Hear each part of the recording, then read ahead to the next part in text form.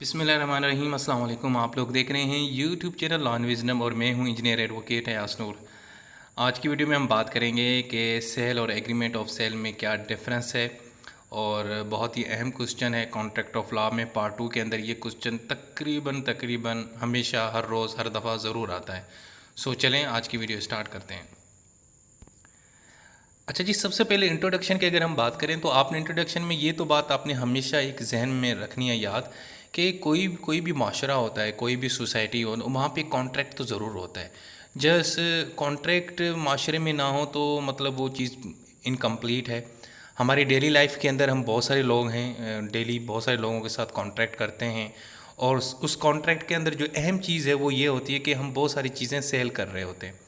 हम किसी से चीज़ ख़रीद रहे होते हैं, किसी को चीज़ हम बेच रहे होते हैं।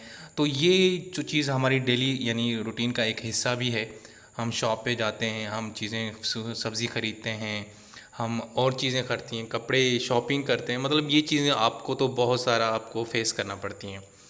बुनियादी तौर पे कॉन्ट्रैक्ट एक्ट 1872 के अंदर तो सिर्फ कॉन्ट्रैक्ट के हद तक सारी चीज़ें डिस्कस की गई थी, लेकिन बाद में फिर 1930 के अंदर 1930 के अंदर सेल्स ऑफ गुड्स एक्ट के नाम से एक अलग से कानून को इंट्रोड्यूस कराया गया, जिसमें ये बताने की हमें कोशिश की गई कि भाई एक्चुअली जो चीज़ें हैं, गुड्स गुड्स का मतलब होता है चीज़ें, कोई भी चीज़ हो, चाहे वो फिर कपड़ा हो, चाहे वो बर्तन हो, चाहे वो खाने पीने की चीज़ें हों, चाहे वो इलेक्ट्रॉनिक्स गैजेट्स हों, मतलब कुछ भी हो, उन चीज़ों की जो ख़रीदो फ़रोख्त है उसके बारे में हमें उन्होंने बताया कि भाई किस तरह आपने ख़रीदना है, क्या कवानीन होंगे, क्या रूल्स एंड रेगुलेशंस होंगे, क्या उसके अंदर कॉन्ट्रैक्ट होगा, क्या एग्रीमेंट होगा, क्या उसकी कंडीशंस होंगी, सारा कुछ ओके हो गया।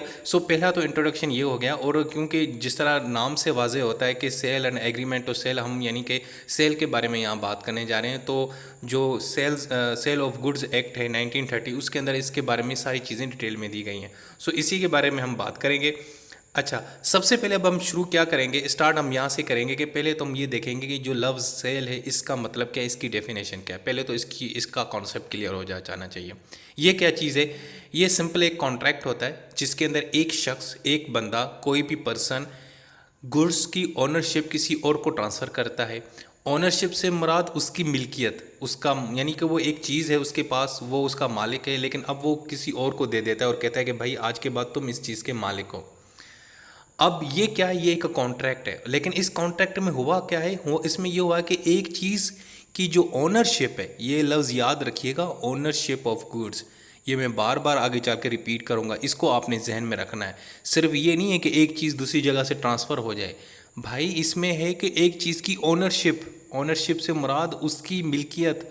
ऑन यानी आप कौन इसको ऑन करता है, आप करते हो कि वो करते हो? वो कहते हैं मैं ऑन करता हूँ। ऑन यानी जो मालिक है इसका, यानी उसकी जो मिल्कियत है, उसकी जो आप ओनरशिप है, वो जब आप ट्रांसफ़र करते हो एक जगह से दूसरी जगह, तो हम उसको सेल बोल रहे होते हैं। अब उसमें क्यों करते हो भाई? उसके अंदर रिटर्न में आपको क्या मिलता है? कुछ कंसिडरेशन मिलती है। कंसिडरेशन में फिर मनी भी आ जाती है, पैसे भी आ सकते हैं, या कुछ और सर्विसेज भी आ सकती हैं। इस हवाले से बुनियादी तौर पे जो एक सेलर होता है और एक बायर होता है, एक सेल करने वाला होता है, एक बाय करने वाला होता है। जैसे आज ही मैं ना एक जगह गया और मैंने वहाँ से ना जो है ना कॉफ़ी केक लिया। तो कॉफ़ी केक वाला जो था बंदा, बेकरी वाला, वो सेल कर रहा था, मैं ख़रीदार था, मैं बायर था, मैंने बाय लिया। इसी तरीके से मैं क्रेडिटर, यानी कि उसने मुझसे जो है ना क्रेडिट लिया और मैं डेटर बन गया। ये इस तरह का आपस में एक रिश्ता बन जाता है। तो इसके अंदर कुछ कंडीशंस भी होती हैं जिसमें आपने फुलफ़िल करनी होती हैं।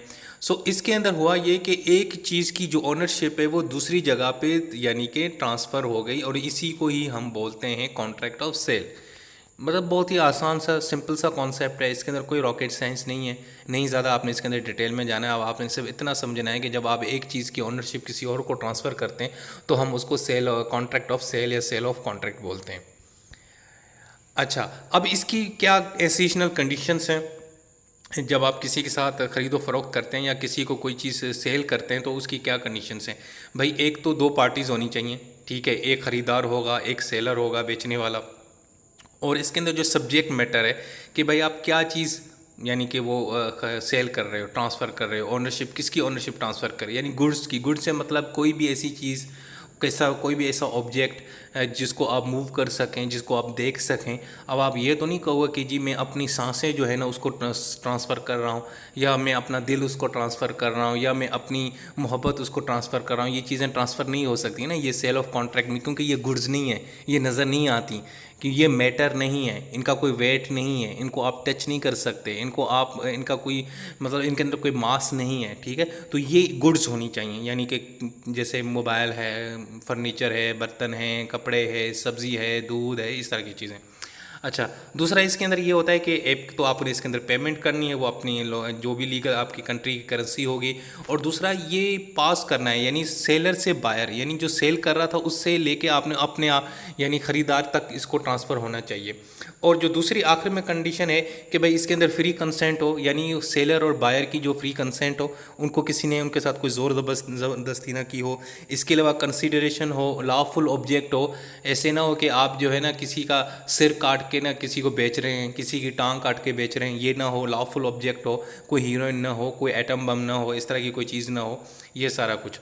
अच्छा, अगर देखें अगर कोई चीज़ आप किसी के साथ कॉन्ट्रैक्ट कर भी लेते हो लेकिन वो ट्रांसफ़र नहीं कर सकता, तो उसके दिन फिर आप अदालत में जाकर उसको सू भी कर सकते हैं, उसके ऊपर मुकदमा भी कर सकते हैं।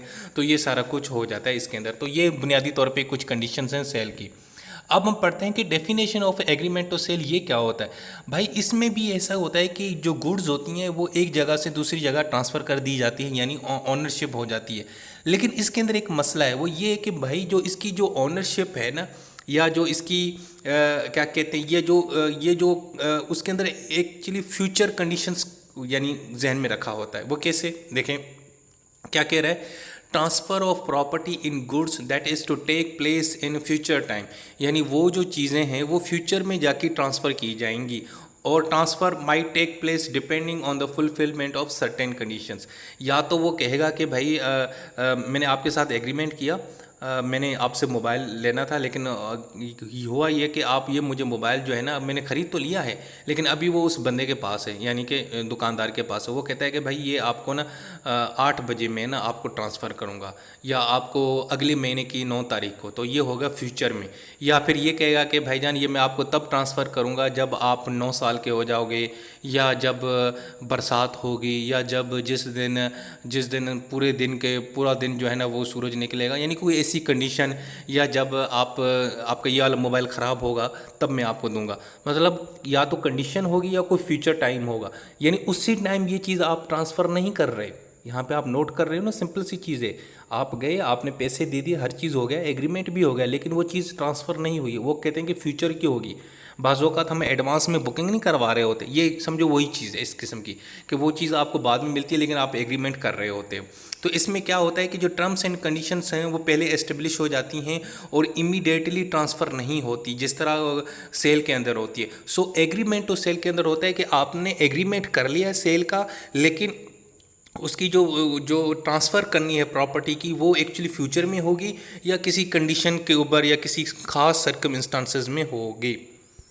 अब इन दोनों का हम एग्जांपल देखते हैं। पहले देखते हैं example of agreement to sell. इसमें जनाब एक शख्स है एक्स, वो कहता है मैं बी को ना प्लॉट यानी बेचूंगा 50,000 पे, लेकिन अगर वो मुझे कुछ रकम एडवांस में देगा।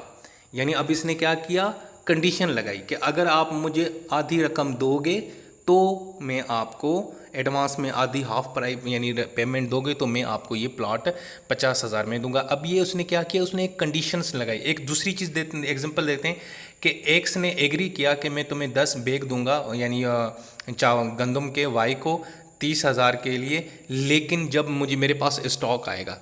अभी उसके पास स्टॉक नहीं है, अभी उसने उसको गंदम के बैग्स नहीं दिए, लेकिन उसने कहा है कि भाई जब मेरे पास स्टॉक आ जाएगा, यानी मेरे पास जब बहुत सारी गंदम आ जाएगी तब मैं उसमें से 10 बैग तुम्हें दे दूंगा। अभी एग्रीमेंट किया है, तो this is the agreement to sell. अभी आप यानी फ्यूचर में या कंडीशंस के ऊपर आप वो चीज़ उसको ट्रांसफ़र करोगे, उससे पहले आप नहीं कर रहे। अच्छा, एग्जाम्पल ऑफ सेल में क्या होगा कि एक्स ने अपनी बी जो प्रॉपर्टी है वो बी को बेच दी 10,000 में, उसी टाइम उधर ही खड़े यानी इमीडिएटली उसी टाइम ऑन द स्पॉट ये चीज़ उसको दे दी। एक और एग्जांपल है, एक्स ने जो है ना गंदम के 10 बैग जो है ना वाई को दे दिए 3,000 में। अब उसने कोई कंडीशन नहीं रखी। ऊपर क्या था एग्रीमेंट ऑफ सेल में कि मैं तब दूंगा जब आफ्टर गेटिंग द स्टॉक, यानी एक कंडीशन रखी थी। यहाँ पे कंडीशन कोई नहीं, या इमीडिएटली आपने उसको बेच दिया। सो एग्रीमेंट टू सेल और एग्जाम्पल ऑफ जो सेल है, इसमें आपको फ़र्क वाजे यानी नज़र आ रहा होगा। अच्छा, अब क्योंकि क्वेश्चन आएगा, क्वेश्चन में तो ये आएगा कि कॉन्ट्रैक्ट ऑफ सेल और एग्रीमेंट ऑफ सेल, इनमें क्या फ़र्क है। तो इन दोनों का जो डिफरेंसेस है वो हम आपको यहाँ पे इस तरह बता रहे हैं। सबसे पहले ट्रांसफ़र ऑफ प्रॉपर्टी, इनमें दोनों में डिफरेंस। सेल में क्या होता है, जो गुड्स होती हैं वो इमीडिएटली ट्रांसफ़र हो जाती हैं, और एग्रीमेंट ऑफ सेल में क्या होती हैं कि वो फ्यूचर में या किसी खास मौके के ऊपर, कंडीशंस के ऊपर। जिस तरह पिछले एग्जांपल में उसने क्या कहा कि भाई साहब जब मेरे पास गंदम का स्टॉक आ जाएगा तब मैं तुम्हें ना ये बैग्स दे दूंगा। यानी जब मेरे पास स्टॉक आएगा, अभी उसके पास कुछ नहीं था, अभी उसने ट्रांसफ़र नहीं किया, यानी उसने कंडीशन लगाई कि जब ये मेरे पास चीज़ होगी तो मैं तुम्हें ये चीज़ दूंगा। ओके। अच्छा, एग्जिस्टेंस ऑफ गुड्स, सेल के अंदर एक्चुअली ये होता है कि एक्चुअली आप वही चीज़ें एक दूसरे को ट्रांसफ़र कर रहे होते हैं जो उस वक्त मौजूद होती हैं, जो एग्जिस्टिंग स्पेसिफिक गुड्स होती हैं। जबकि एग्रीमेंट और सेल में बाज़ात वो चीज़ें आपके सामने नहीं होती, लेकिन आप कहते हैं कि सर ठीक है सर, मैं आपको ना 10 तारीख के ऊपर ना आपको आईफोन जो है ना वो 21वीं और 21 या 23 मॉडल दूंगा, जो अभी आए नहीं है मार्केट में, लेकिन उस टाइम आ जाएगा तो मैं आपको दूंगा। और जबकि सेल के अंदर क्या होता है कि आप एक्चुअली उस चीज़ को बेच रहे होते हो जो उस वक्त आपके पास होती है। मतलब आप दुकानदार के पास जाएँ और दुकानदार को कहेंगे जी मुझे ना कोका कोला दे दो, ठीक है, और कोका कोला उसके पास पड़ी है तो वो उसने उठा के दे दी, तो यानी कि वो चीज़ उसके पास थी तो उसने आपको दी। अगर नहीं होगी तो वो क्या कहेगा कि यार मेरे पास अभी नहीं है, वो आप ना मेरे से 2 दिन बाद ले लेना।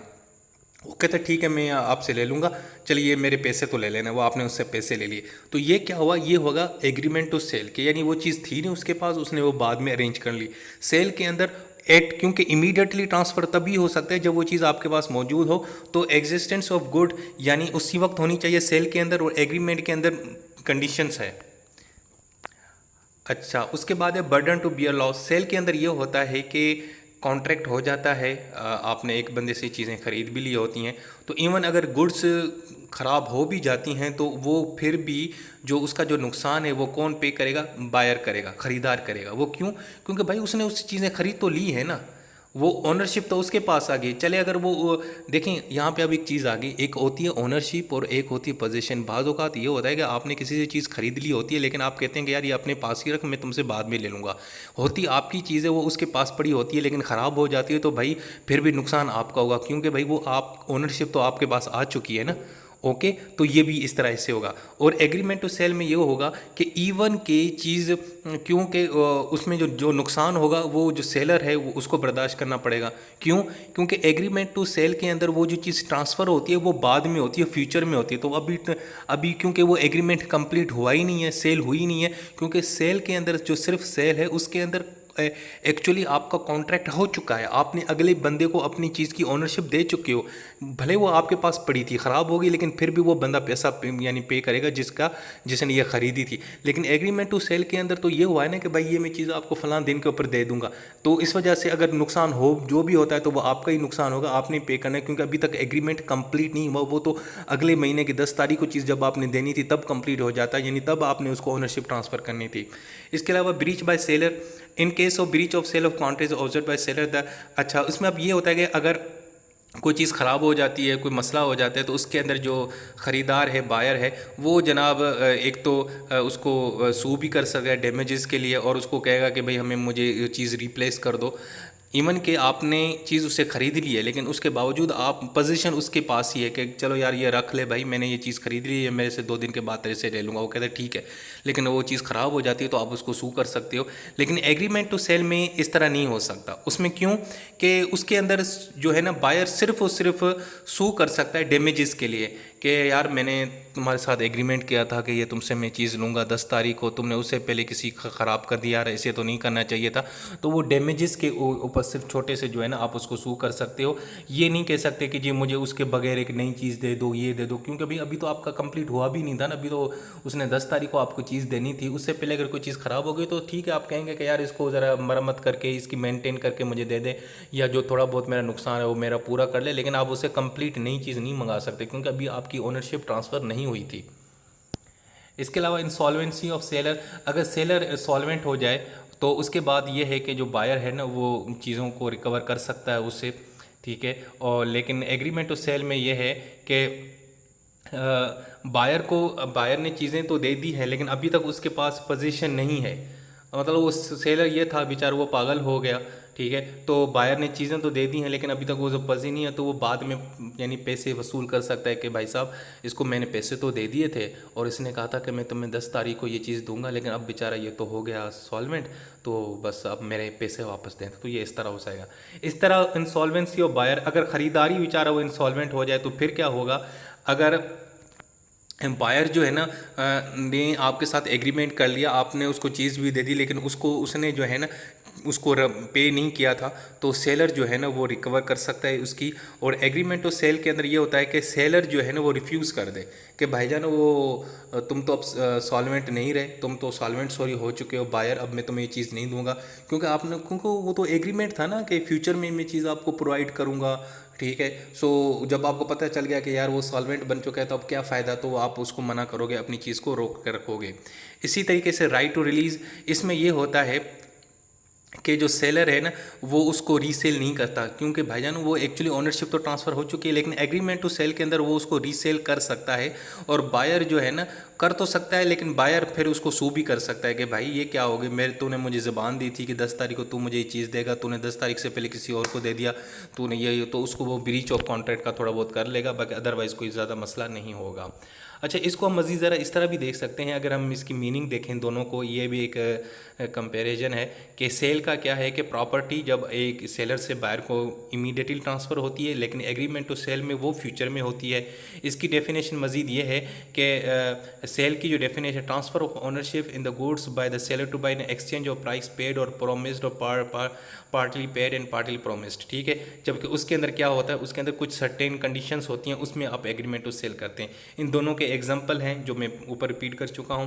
और डिफरेंस देखें, 4 नंबर डिफरेंस लिखें कि जो सेल के अंदर ये होता है कि चीज़ें इमीडिएटली ट्रांसफ़र होती हैं, लेकिन वहाँ पे इमीडिएटली ट्रांसफ़र नहीं होती। 5वां जो डिफरेंस है ये एग्जीक्यूटेड कॉन्ट्रैक्ट होता है, कॉन्ट्रैक्ट ऑफ सेल, क्योंकि उसी टाइम वो हो चुका होता है, जबकि वो क्योंकि एग्जीक्यूटरी होगा वो यानी फ्यूचर में होगा।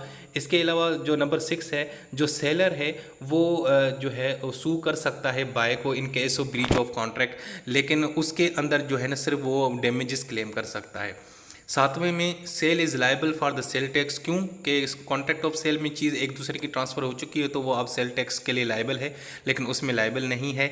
इसके अलावा 8वां जो डिफरेंस है, the seller has no right of resale, वो रीसेल नहीं कर सकता कॉन्ट्रैक्ट ऑफ सेल में, क्योंकि भाई वो उसी टाइम वो हर चीज़ आपकी एग्रीमेंट हो चुका है। अब आप इवन आपके पास पोजीशन है भी सही, वो आपके पास पड़ी हुई चीज़, लेकिन एक्चुअली आपने ओनरशिप तो किसी और को दे दिया, अब आप रीसेल नहीं कर सकते।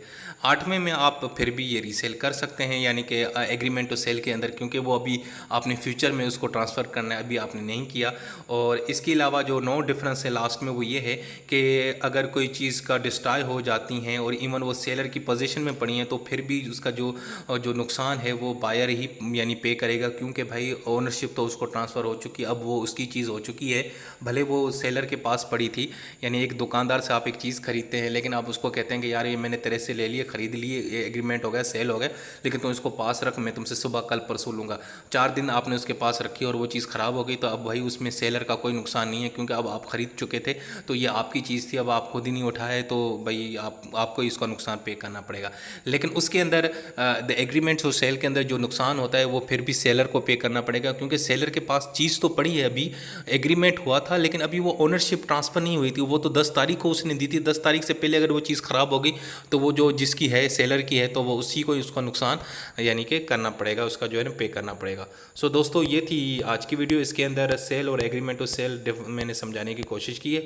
सो उम्मीद है आप लोगों को ये वीडियो आज की समझ आ गई होगी। अपना बहुत सारा ख्याल रखें, नेक्स्ट वीडियो में फिर इंशाल्लाह मिलेंगे आपके साथ एक नए टॉपिक के साथ।